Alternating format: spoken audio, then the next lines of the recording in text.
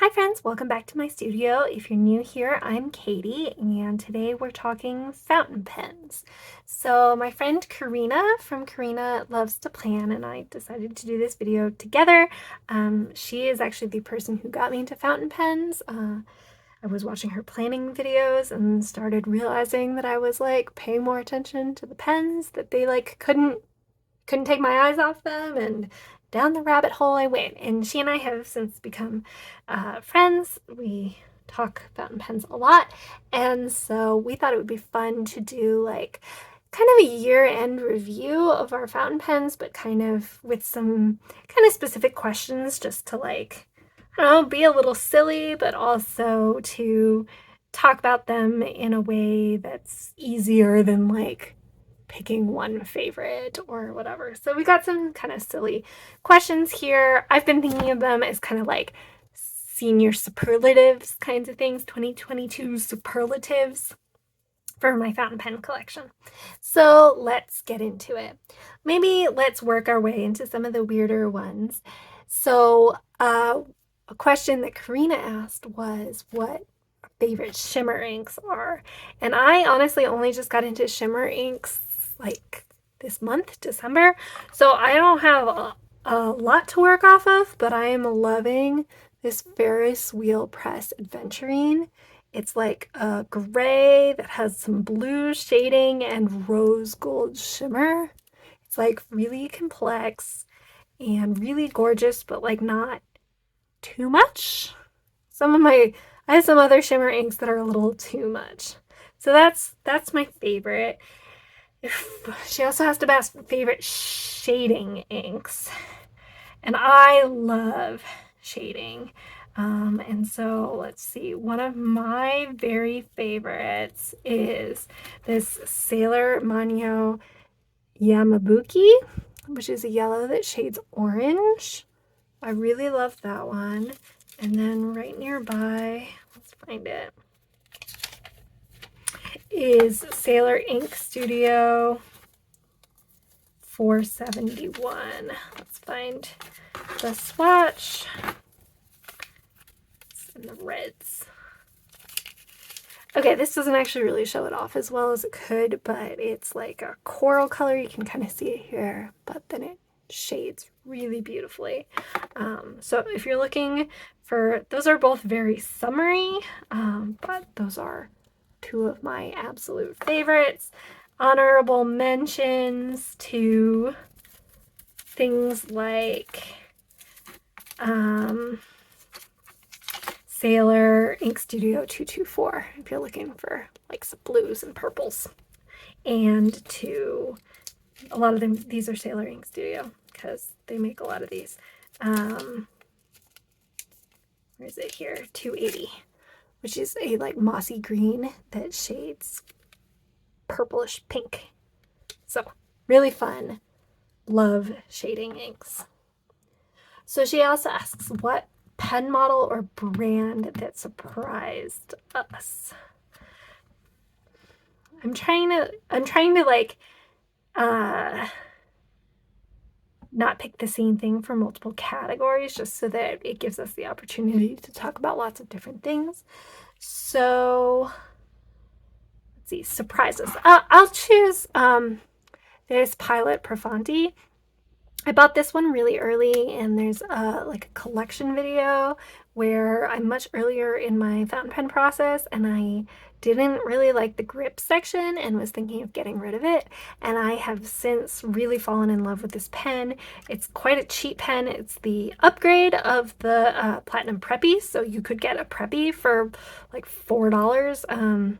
The Profonti is a little more expensive, but I liked the color and branding better. But this thing is like just an absolute workhorse. This is the one I actually take to work with me. It's the only thing that actually leaves my house at this point. But the super tight seal in the cap, that means it never dries out, which is perfect for when I'm not at work. over the weekend or if I go on vacation, and I'm not worried about losing it. I'm not worried about breaking it. It writes really, really well. I have a 03, which I think is a fine. There's definitely a smaller one, and I believe a broader one as well. So I really love this pen. It just, it grew on me, and I really like it. It's my only platinum at this point, so I don't know that I can call it a brand that surprised me, but the Profanti really did. All right, here's where she asks hard questions, like favorite brand. And I don't really like answering these kinds of questions. Those are hard. If I had to pick one, I have more Pilot pens than any other single brand. I've got a Kakuno Extra Fine. This was my very first pen. Great intro, and I still use it all the time. I got a Pilot Pereira, which is the same nib as the Kakuno, just a different body, because I really love those. And then I have the Vanishing Point, which is just really nice for the clicking. Really love that. So I have more Pilots than anything else. So if they're making me choose, I'm choosing Pilot as a favorite brand. But I am maybe kind of done with Pilot for now. I mean, we'll see. But they don't have the most exciting looking pens, and so I love the ones I have. If I had like lost my whole collection, I would rebuy them for sure. And this one is really gorgeous. This is the blue Carbonesque. But I feel like I mostly have all of the Pilot pens I want, with the exception of maybe the 912 with the Falcon nib. That's the exception. But other than that, I feel like done. Whereas there are other brands that I'm like, oh, but more. So I don't know. We'll see. And she asks about favorite accessory. I use blunt tip syringes all the time. So if I had to pick, oh, here's another pen that could be talked about here, but we might not. Finding them everywhere. I love the blunt tip syringes. I use them all of the time. I don't like to get inky, and that really helps. Okay, now here are some of the weirder questions that I came up with, because in some ways I think it's fun to have all of your pens have something distinctive about them. And so these are questions suited for talking about what makes them kind of special. So the pen I cannot stop looking at is this Bennu. This is the Euphoria in pomegranate wine. This was a limited edition, and I think it's probably mostly sold out everywhere. This is the one that made me think, oh, I really do need a Bennu. Part of it is that I don't like all the Euphorias that have the black section, especially when it doesn't really go with the body. And this one has just a beautiful section. It's got like that translucency to it that really does look like those pomegranate seeds, because those are, kind of see-through. And then it's got like the little shimmer and then the big shimmer. My face just lights up when I pick this up, and this is like one of my favorite colors in general. This is a little orangey or brown, but like these kind of warm reds. Big fan of those. All right, the next category is mismatched feelings about the body and nib. So this is another pen that has kind of changed in the time I've had it. So I do have a video about this on my channel when I unboxed it. And I do really love this pen in the sense that I really love the nib. So this is a Sailor steel nib. I believe it is cross-compatible. Like, it's the same size and stuff as the ProGear Slims and the smaller 1911s. And when I first unboxed it, I was like, oh, how small this pen is doesn't really bother me.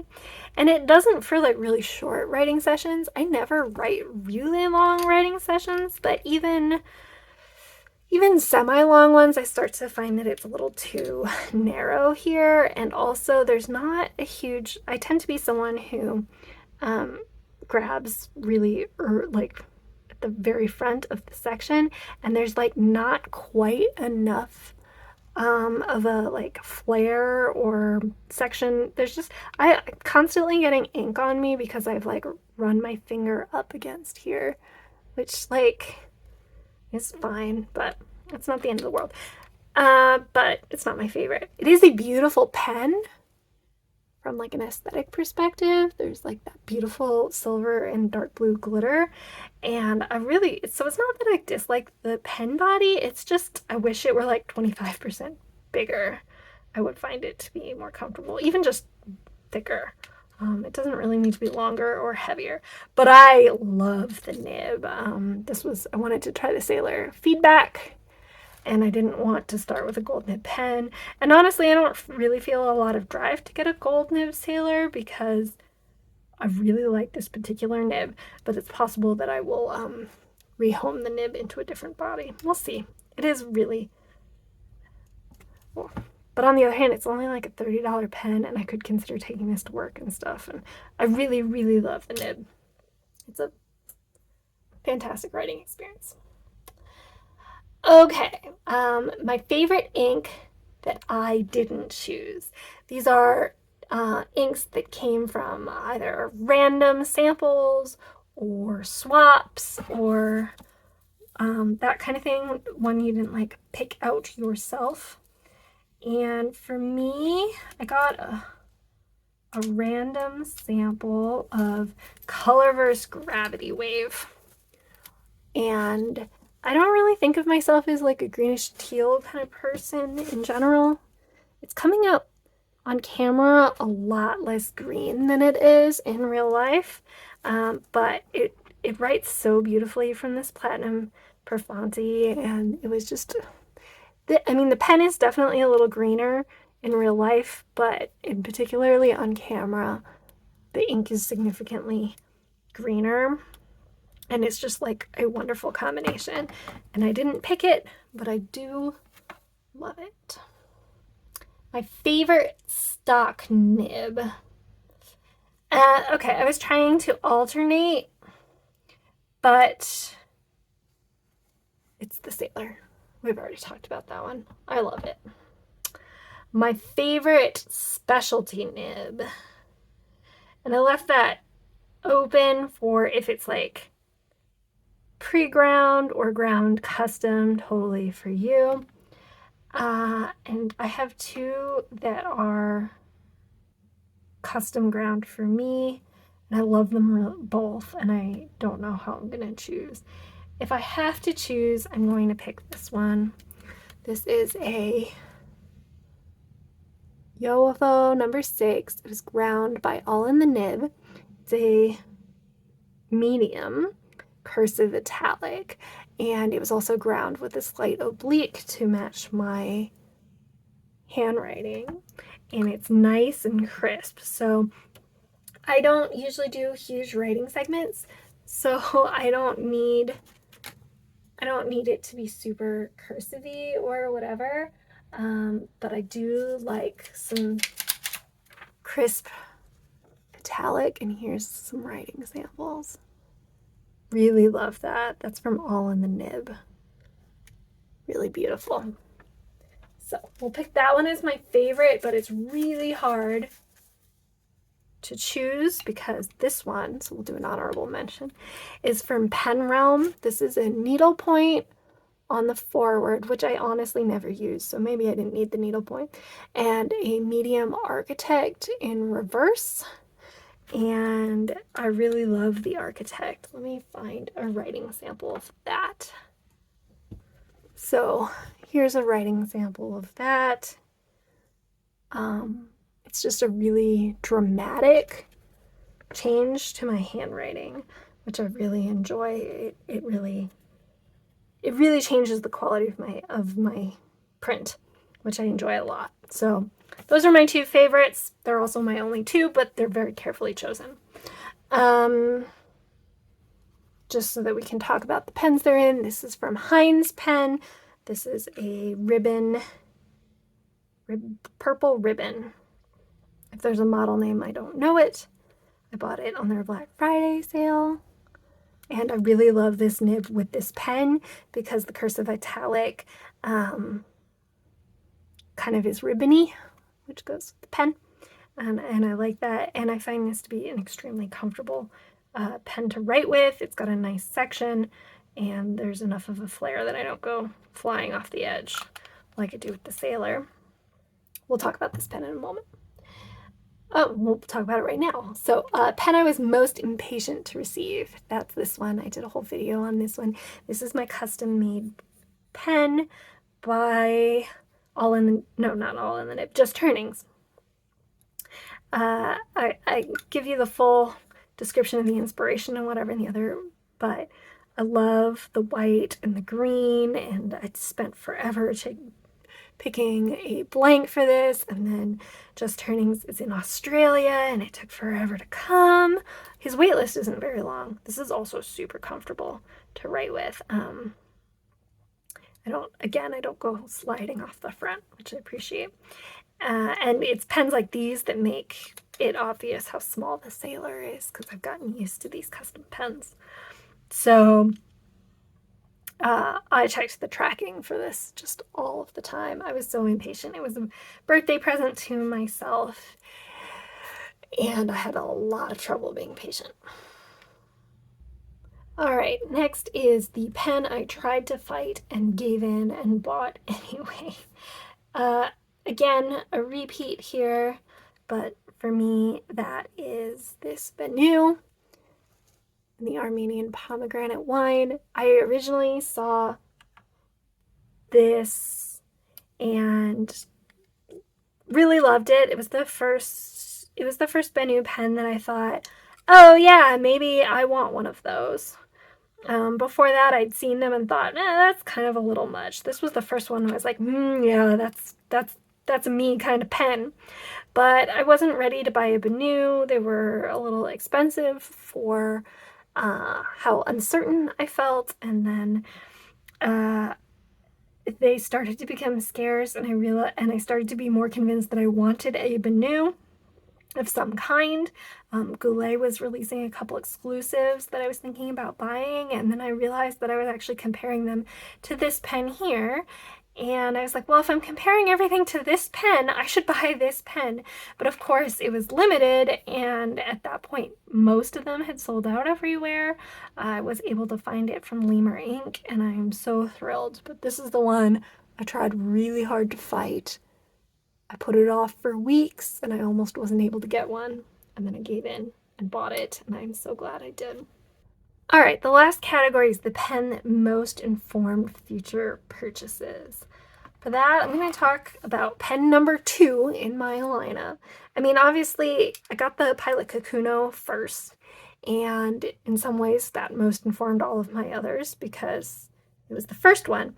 But honestly, this Diplomat Magnum was really instrumental because I bought the Kakuno in an extra fine. I was trying to channel what I loved about my favorite gel pen, which was the Pentel Energel 0.3 millimeters, which is super thin, which I loved, and this does do, but then I started buying fountain pen inks, and I wanted to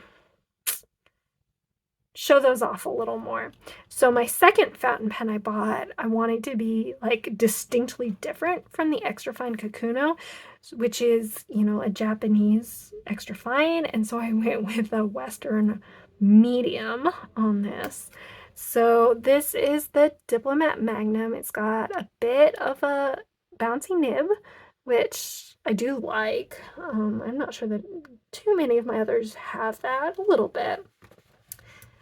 The gold nib on the vanishing point definitely does, but this medium Western nib is where I really fell in love with shading inks. And that really informed a lot of pen purchases after that. So I started getting broader nibs. In general, I'm not much into broads, but I like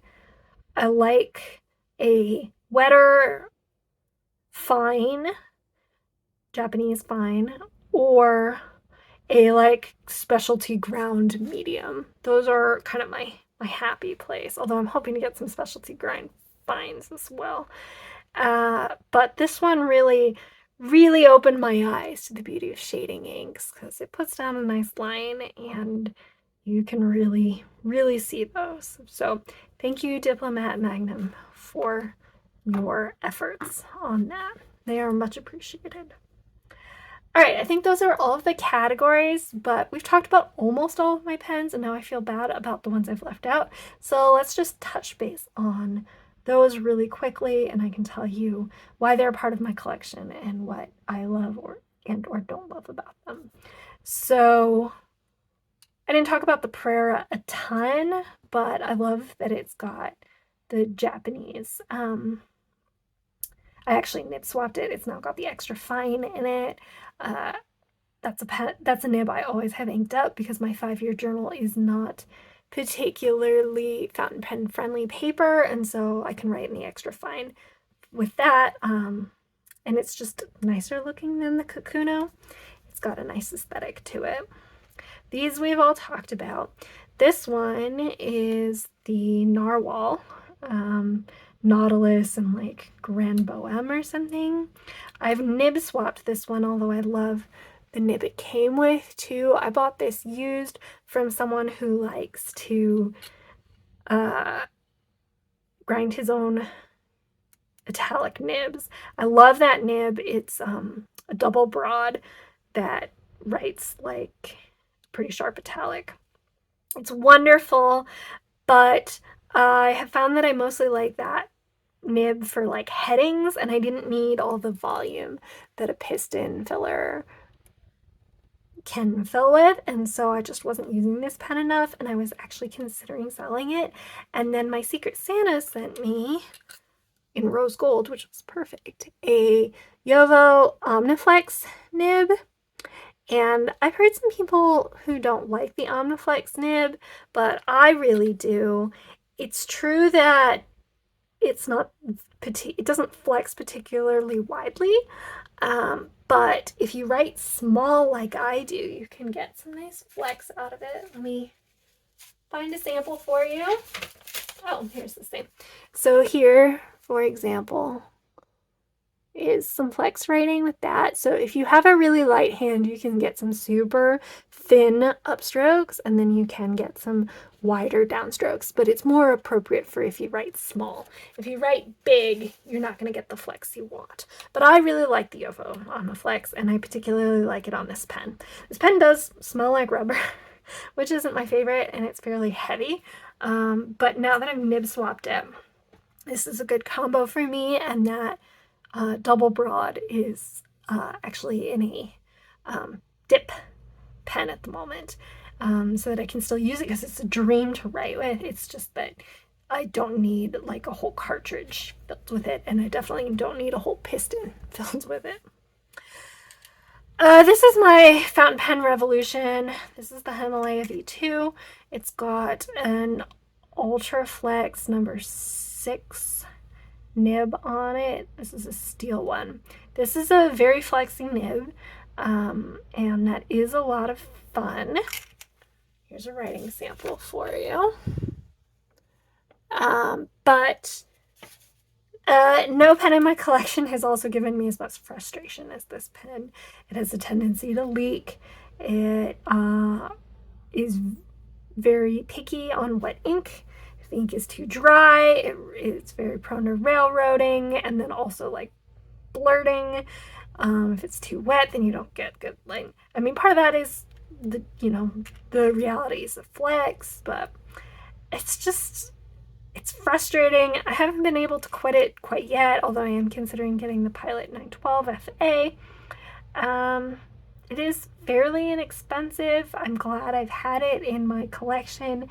but my feelings about it are complicated. And then this is my only vintage pen at the moment. This is a Wall 10 point, I believe. It is probably about 100 years old or a little older. I don't love lever fillers, it turns out. I like to change colors a lot. It's got a semi-flex gold nib, and it is a delight to flex with. It's a tiny pen. It was meant for like pockets or, you know, vest. But it does post to a nice length, although my hands are small enough that I do sometimes write with it unposted. It's a delight to write with, but it doesn't get as much use as I'd like because I'm careful about what inks I put in it, somewhat. Not as careful as it could be. It's got a new sack in it, and I've been assured that replacing sacks isn't an enormous deal. So I'm not worrying too much, but I'm definitely not putting shimmers or anything too crazy in there. But I wish it were easier to switch inks and to clean. I would use it a lot more if it was. And I do store it in here so that it doesn't get a lot of light exposure, and so that the hard rubber stays nice and black. So that is my fountain pen collection. I hope you enjoyed going through it with me. If you have any questions about any of the things I talked about, feel free to leave them below and I would be glad to answer them. It's been a marvelous year in fountain pen, and I will post a link to Karina's version of this in the description and maybe in a comment below as well. And I hope you'll check out her video as well. Anyway, if you have a fountain pen superlative of any kind that you want to tell me about, please leave that in the comments. I would love to hear it. And in the meantime, bye friends. I'll talk to you soon.